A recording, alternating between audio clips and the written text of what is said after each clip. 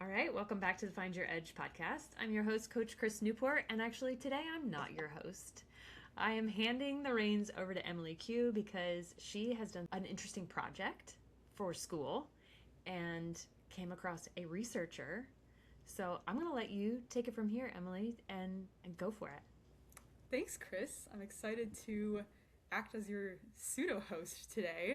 Yeah, so for my master's capstone project at UNC in the nutrition and dietetics program, we were tasked with picking a public health problem and making an intervention for it. So the one that I picked was iron deficiency anemia in adolescent female athletes. And in my research for that project, I came across some of Dr. Cory Dugan's research and found it super helpful for my project. So I decided to reach out to see if he'd want to pop in as a guest speaker, and here he is. So I'm really excited about this collaboration. So Cory, please just tell us a little bit about yourself and how you came to do this research. Thanks so much for having me. I came to do this research. I'm from Western Australia, and I did my undergraduate degree in sport and exercise science at the University of Western Australia. And I was very passionate about exercise. That kind of led me down the research path. And my PhD supervisor was a endurance athlete researcher, and iron deficiency being as prevalent as it is in that population became essentially the topic of my PhD project, which was looking at iron deficiency in a variety of different contexts, mostly a female athlete setting. Right, well, I'm not going to say it's wonderful, but it's wonderful for our purposes today because that's exactly what we're all about. So Yeah, tell me. it's always tough to have to give the intro and then say it's fantastic to research this area. However, if we had a perfect world, no one would be iron deficient. Yeah, but unfortunately, here we are. So start us off with some of the basics here, Cory. So why are endurance athletes at such high risk for iron deficiency? There's a lot of reasons, I'm sure. There are several. Exercise, specifically endurance exercise, like running as an example, is a mode that causes iron loss. So you lose iron during exercise through a variety of different mechanisms. Gastrointestinal bleeding, when you sweat, foot strike, hemolysis. So if you're running and when your foot hits the ground each step, you do destroy red blood cells with that strike. Some of that iron does get recycled though. However, these are all factors that go into play when it comes to looking at iron status in endurance athletes. Can you tell us a little about hepcidin and how that affects all this too? Yeah, definitely. So I only touched on iron loss during exercise, but it's a fantastic point that another avenue for susceptibility to iron deficiency from exercise is the absorption block, which is hepcidin. Hepcidin as the master regulator of iron status in the body. So if your hepcidin levels are high, then you have a low iron absorption capacity. And in exercise or endurance exercise, you have a really big inflammation response, and hepcidin spikes. We see very high levels of hepcidin during high levels of inflammation. So after exercise, and specifically endurance exercise, we see that rise in hepcidin, and then accordingly, you see that decrease in iron absorption. Right, so a lot of factors stacked against us endurance athletes here. Yes, and that's not even considering the if we were to look at female athletes particularly, which was the topic of my PhD, there's just a whole nother dimension of factors to consider in this context. Yeah, can you tell us a little bit more about some of these additional factors?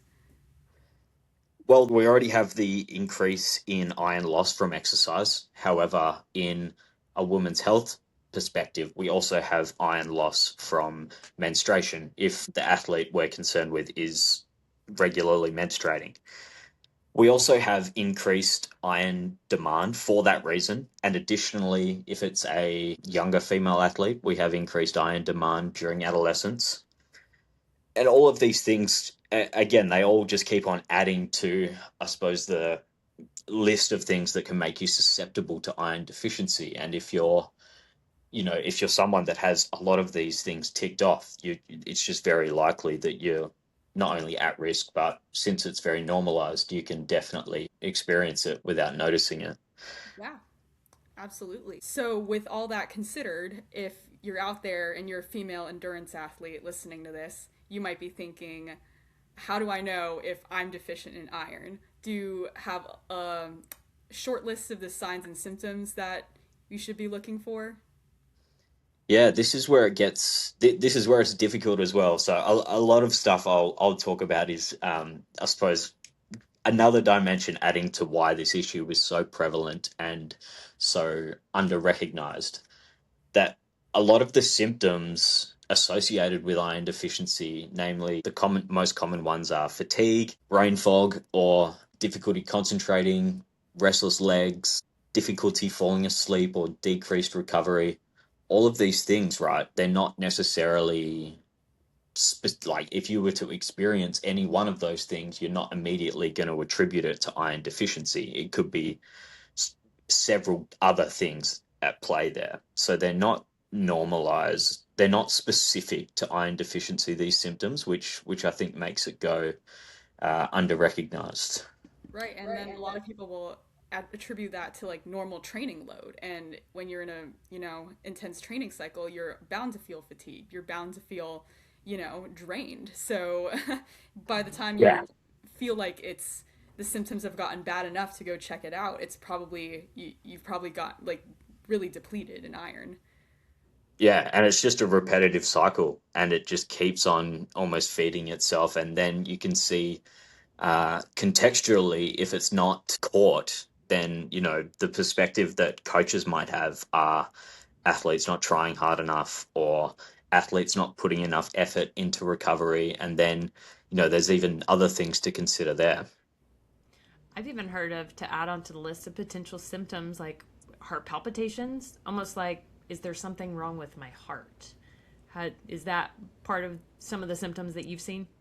Yes, definitely. There was a list of 20 or 30 symptoms I could have listed there. I just did the most common, but yes, Yeah. heart palpitations, hair loss, brittle nails, cold intolerance. A really interesting one, it's called pica, which is the craving of non-nutritious substances. The most common ones I've seen in the US and Australia is ice, so craving ice or paper. I've spoken to professors all over the world. I've been very fortunate. And the one that I heard recently at a conference was in South Africa. There is pica in the desire to consume clay. And then additionally, there's the smell of burnt rubber or petroleum. So these are all things that I'm learning as well as I develop my research and get to go to conferences and stuff. And I find it so interesting. That is, yeah, I've never heard of, well, I've heard of pica. I've never heard of the smell of burnt rubber or anything like that. So super good to know.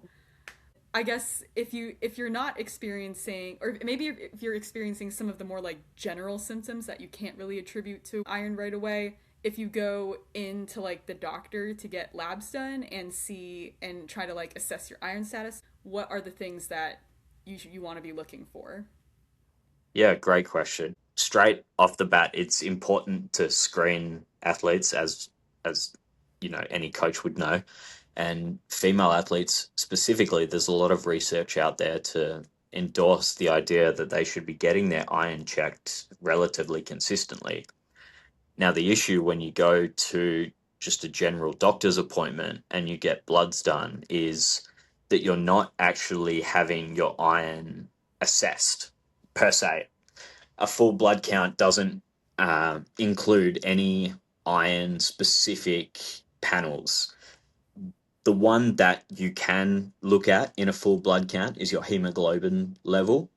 However, looking at that and interpreting iron status from that is like reading the last page of a book and trying to understand the entire book in its context. It's the final variable to fall through that iron deficiency cycle. So if I was a coach and I'm wanting to screen a female athlete, I would definitely have them ask for iron studies when they're going to have a blood test. And then that gives you a range of specific biomarkers that you can look for. And some of the most common ones are ferritin, transferrin saturation, iron binding capacity. And these are all things that you can consider in the context of iron deficiency for a female athlete. Okay, so what you're saying is that like hemoglobin, it can be indicative of iron deficiency, but more likely than not, like if you're iron deficient, you still might have a normal hemoglobin. Yes, I actually looked over a colleague's blood tests this morning. She does a lot of cycling, and her hemoglobin was 13 and a half, so 13.5 or 135 grams per liter, which is in the healthy range, and her ferritin was 7.5. Whew. So what that tells me is that she's on the way to anemia. So you can think of it as almost like a stepping ladder. So at the start, you have optimal iron stores and normal hemoglobin. And then as you lose iron stores, you still have that leftover reserve to be able to make red blood cells and hemoglobin. But it gets to a point where if the ferritin drops so much that you're not able to make red blood cells and hemoglobin, then the hemoglobin will drop. And that is the end stage of iron deficiency, which is iron deficiency anemia. All right, so we want to catch this before it gets to that point. So my next question is, what are the optimal levels of ferritin that endurance athletes should be aiming for? Because Oh, in college, actually, I was a rower for a while, and I remember going through a period, like maybe like a few weeks or maybe like a month and a half of feeling particularly fatigued. So I went in to go get my iron tested. And when I got my results back, I don't think my ferritin was that bad. Like it was showing up fine, like within normal limits or whatever. But the doctor there told me that ideally they should be higher for an endurance athlete. So can you elaborate a little bit on like how much higher? yeah, it's if you were to ask any researcher that I feel like they'd all give you a different answer. And Mm. the optimal ferritin level is something that's debated. It's been debated for decades. I try to stay away from that debate specifically, and I always come back to the sports science principle of individualization. So if you're a coach and you're screening female athletes, it's really important to think about it contextually. So a single ferritin measurement doesn't really tell you much. It is the best indicator we have of iron stores, however, not always. So as I said, high inflammation, um, changes hepcidin, it also changes ferritin. So that's an important consideration. The other consideration, as I was saying, is the single measurement. So what's really important is to measure it over time, to look at the delta or the change in ferritin over time. So if you're in an optimal iron status state, then it's important to measure it over the course of a season or the periodization plan, and you can track changes in iron status with, changes in exercise, performance, competition, all of those things. Although, is there at least a number that we all can all agree on that's in the toilet? Does The that be world like less than 20, less than 15, less than 10? Like what? Or would you just say it's context of the athlete, kind of like what you were indicating? I the World Health Organization defines it as less than 15. Mm, I've seen people pass out from iron deficiency with a ferritin higher than that. mm. The Australian Medical Association has a ferritin less than 30. here in the US, I've seen a variety of different levels. I think it's pathology specific. So I've seen levels from 7.5 all the way up to 35. I think that, as I said, I try and stay away from the optimal ferritin debate, but there is new research out in the last few years that I've found really interesting because it doesn't just these thresholds come from or have come from taking a population sample and saying, okay, we have this sample, this is the average ferritin, so someone is iron deficient if they're 2 standard deviations away from the optimal average.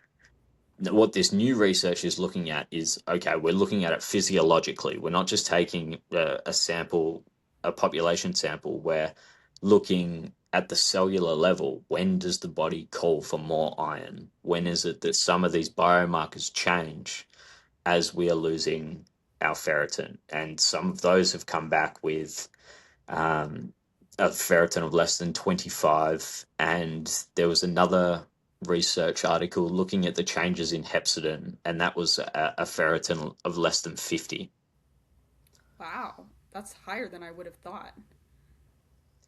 Yeah, it was a really good research paper. I just can't remember the author's name, but yeah, it's definitely worth a read. It suggests that hepcidin begins to decrease before, anyone would catch it in a standard blood test. And that's, the standard blood test for female athletes, it's not set up to catch it. So it's really important to understand that and then, know what it is you should be looking for in terms of screening.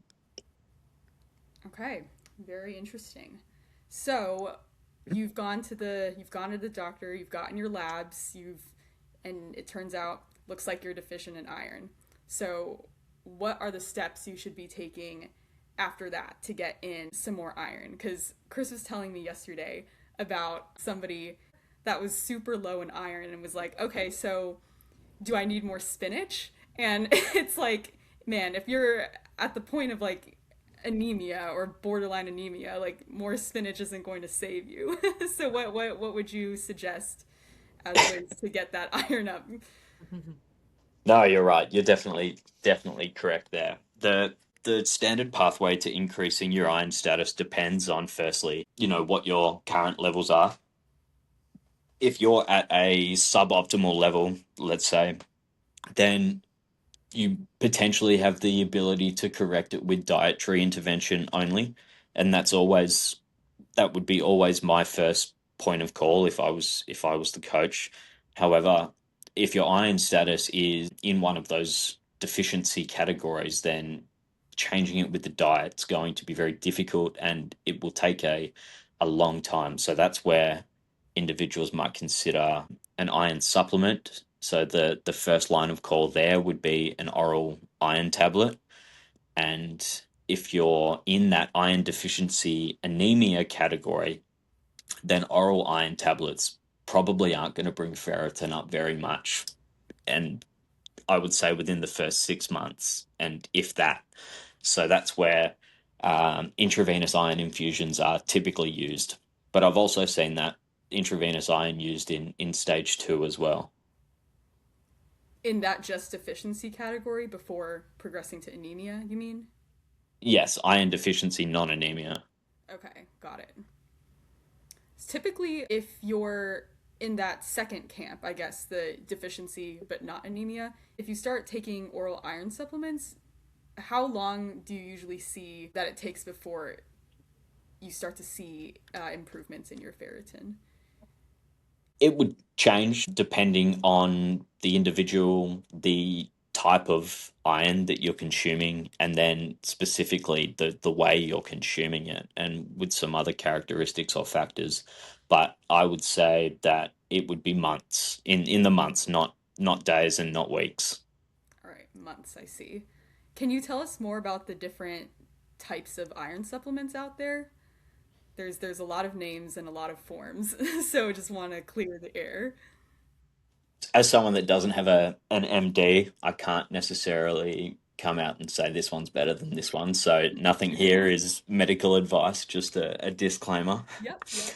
But yeah, the standard iron tablets that you see or are prescribed are elemental iron. It's non-heme, so it's tough to absorb. So you really need to try and have strategies in place that would improve your absorption rate. Now we know from previous research that things like vitamin C are very beneficial to iron absorption. So some strategies an athlete can do is having it in the morning with a glass of orange juice.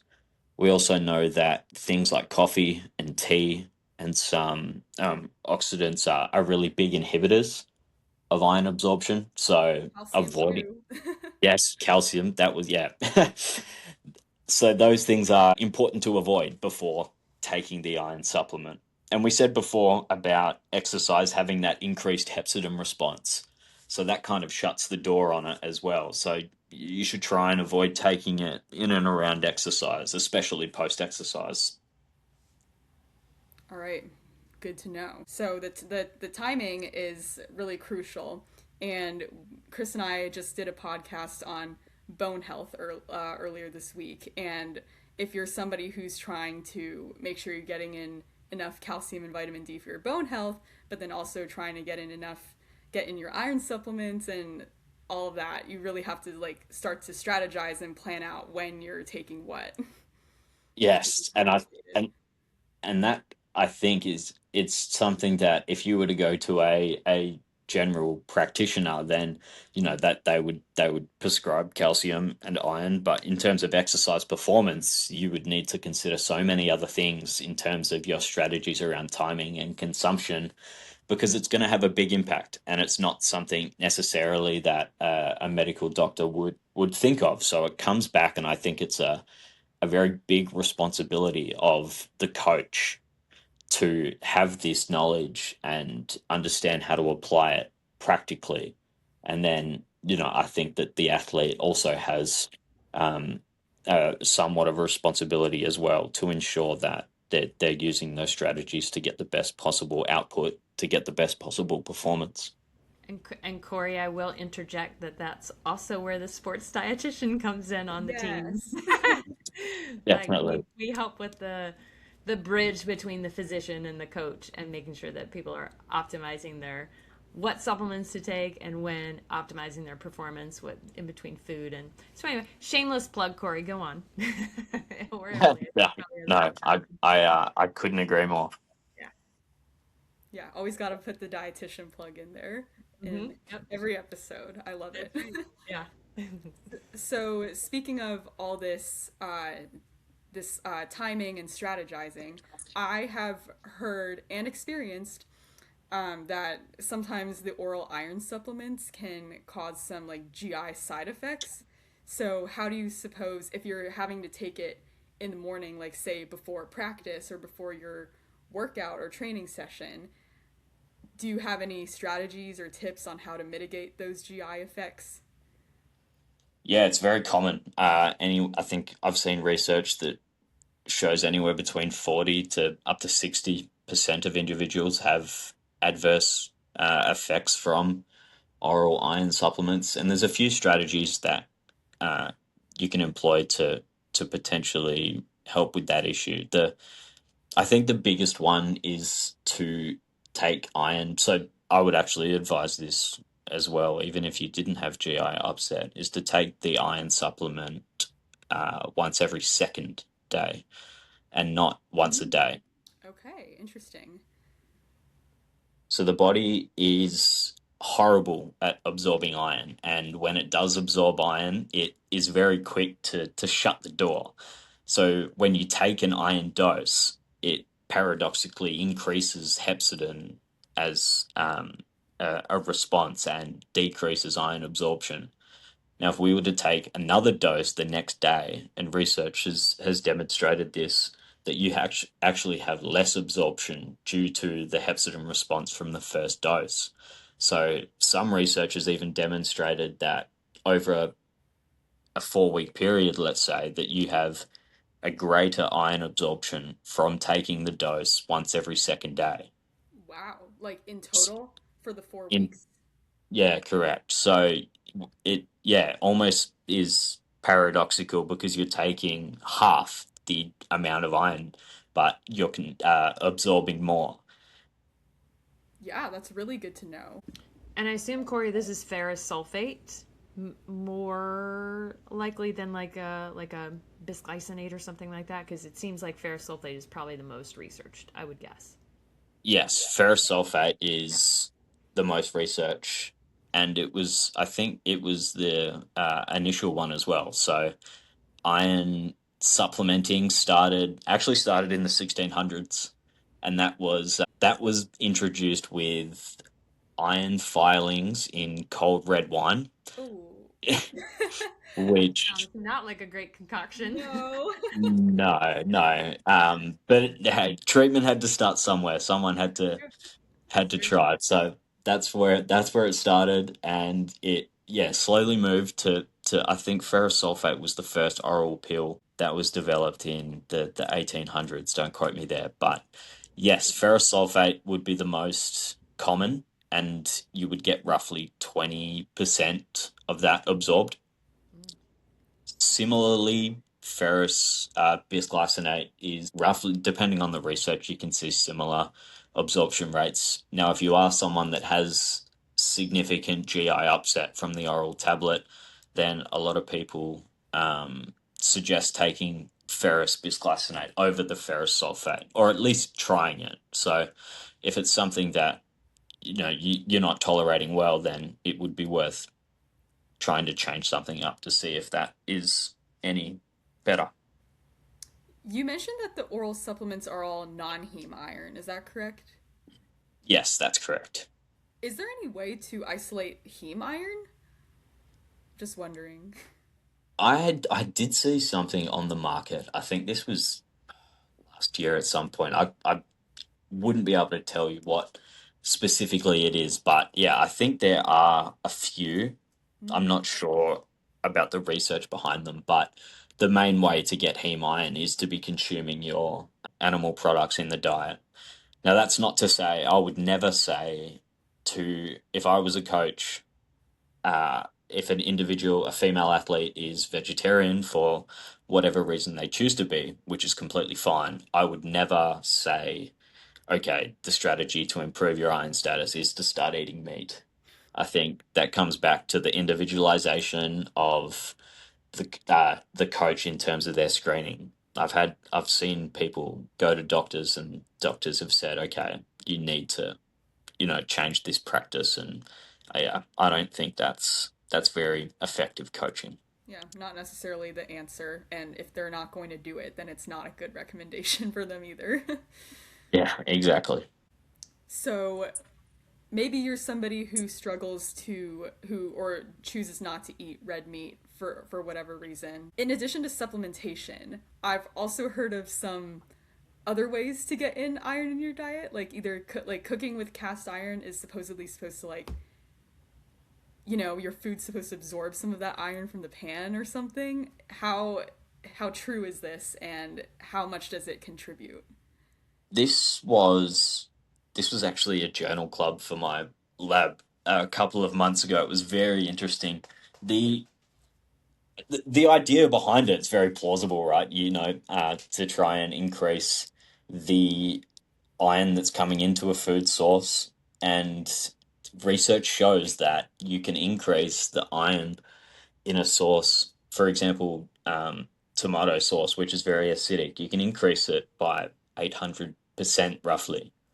Now, in saying that, you're actually not consuming almost any of it. So it comes back, it's a non-heme form of iron, it's poorly absorbed, and research has demonstrated, well, one of the biggest randomized control trials on the lucky iron fish, as it's called, is it suggests that it doesn't improve ferritin or Wow. hemoglobin. Man, okay, because I didn't actually find out about the lucky ironfish until a few days ago. I saw an ad for it and was really like excited about it. I was like, this could be great because it's for those of you that might not know about it. It's literally just it's an iron fish, like it looks like a paperweight kind of, and you're supposed to put it into, if you're boiling water, if you're making soup, if you're making curry, just anything like liquid if you put it into like a pan and boil, and like when you're cooking and then take it out afterwards, it's supposed to have like released some iron into the food or the water. But man, I'm sad that that's not actually the quick answer to this. Well, there is research. I would be, not giving the whole picture if I was to say that that was just the only study. There are studies, smaller studies, that have demonstrated a weak improvement in hemoglobin and ferritin. However, these were much smaller studies, non-randomized. So as a researcher, I always go looking for the big randomized double-blind control trial, and the one about the lucky ironfish was in 2017, and yeah, that suggested no gain, unfortunately. Ah, too bad. So I guess we gotta go back to the basics, stick to the dietary sources, and then supplementation if needed, or infusions if needed. Yeah, definitely. I think it does always come back to screening the athlete, because it gives you the information you need to have strategies in place to ensure optimal performance. And this is, in the context of exercise performance, this is important. However, you can even take a step back and see that it impacts quality of life of the individuals affected. And, it's not necessarily just something in the exercise world. Definitely right about that. Do you have in mind like how often you should be getting screened for iron status if you're somebody who's competing and training a lot? Yeah, there's a lot of really cool research out there that's coming out suggesting different kinds of screening practices. I recall it's a paper by Mark Sims in 2019. I think he suggested to screen at least twice a year for iron, and that could be changed depending on how susceptible you are to iron deficiency and whether you've had it or not previously. Mm. So building a screening tool is very much the research I'm involved with at the moment, and we're trying very hard to figure out a way to predict iron deficiency without necessarily having to take blood out of the individual, because if you take blood out of the individual, you take out iron and therefore more susceptible to iron deficiency. Totally So counterproductive there. yes, you want to test for it, you need to lose some. So we're trying very hard to develop screening tools that don't necessarily need to involve a blood test. Well, Corey, when you come up with your screening tool, you're going to have to send it. You're going to have to let me know, and I want to see it because one of the things for my project, the school project I was working on, was they wanted us to kind of we didn't need to find like a screening tool out there that already fit every single thing, but we needed to find something similar and adapt it, and it was really really difficult to find an iron screening tool for that like adolescent age would understand, and like it wouldn't be too long to fill out or whatever. So I'm really interested in that too. Yeah, it's like you said, the difficulty comes from so many different angles. The non-specific symptoms, the lack of recognition, the underdiagnosed, undertreated, all of these things play important roles for any screening tool, and iron deficiency, unfortunately, has all of them together. And I know we've been focusing more on females, but it happens in men too. And I've also seen it in peri and menopausal women as well. So it's sort of this carryover from perhaps a history of anemia. Now, no more menstruation, but their iron is still tanking. So it's an important tool to have some sort of screening for people who want to be lifelong athletes, like us, Definitely. right? I think it should be for anyone and everyone, as most recent prevalence rates have one third of the human population is iron deficient. Wow, That's a big chunk. that's massive. Yeah, Yeah, gracious. And then, to your point of how potentially detrimental all this pounding and running is for iron. And then oftentimes, like we had a gentleman in the lab today, and he's training 6 days a week, and or running 6 days a week more specifically. So I'm not telling people to not run, but it sounds like keep track of your metrics, in conjunction with what your training looks like so that you can stay on top of adequate iron stores.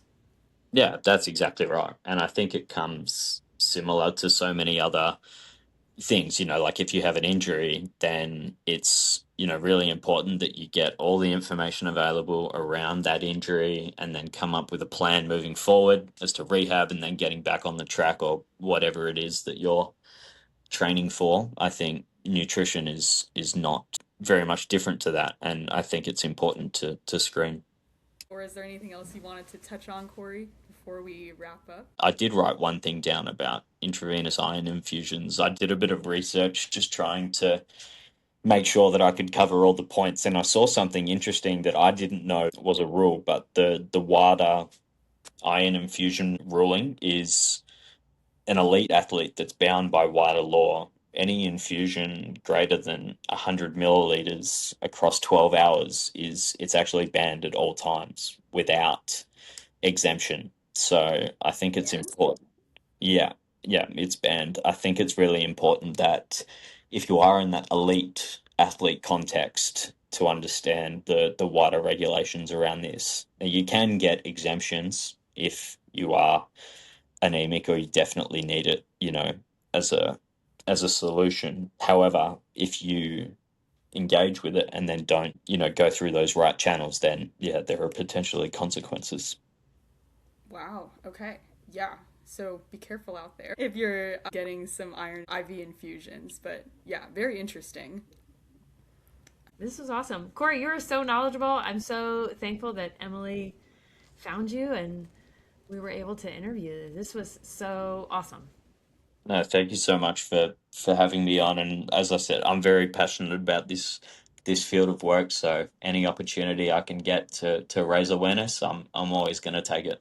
Awesome. Well, when we get this all published and good to go, we'll send it your way, and we're gonna, send it to as many endurance athletes as we can, and to whomever is listening. So this was great, and it's so awesome to hear it from the horse's mouth. You know what I mean? So especially in the age of TikTok and Instagram, where Oh yeah, yeah. who knows what's happening, right? Yeah, but Yeah. this is like your whole career, so we want to hear it from you. Yes. Yeah.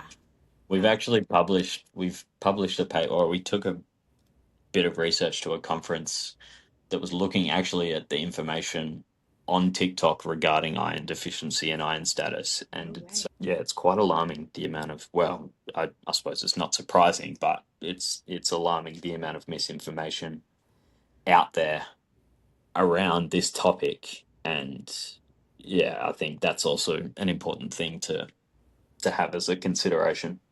Wow. That, yeah, don't get your health advice from social media, I think is the short answer to that, perhaps. Online. Uh-huh. Yeah. Yeah, Yeah. definitely. Yeah. And just to confirm, this was not specific medical advice. Make sure you speak to your healthcare providers when it comes to medical interventions. This is here for educational and perhaps even entertainment purposes. So,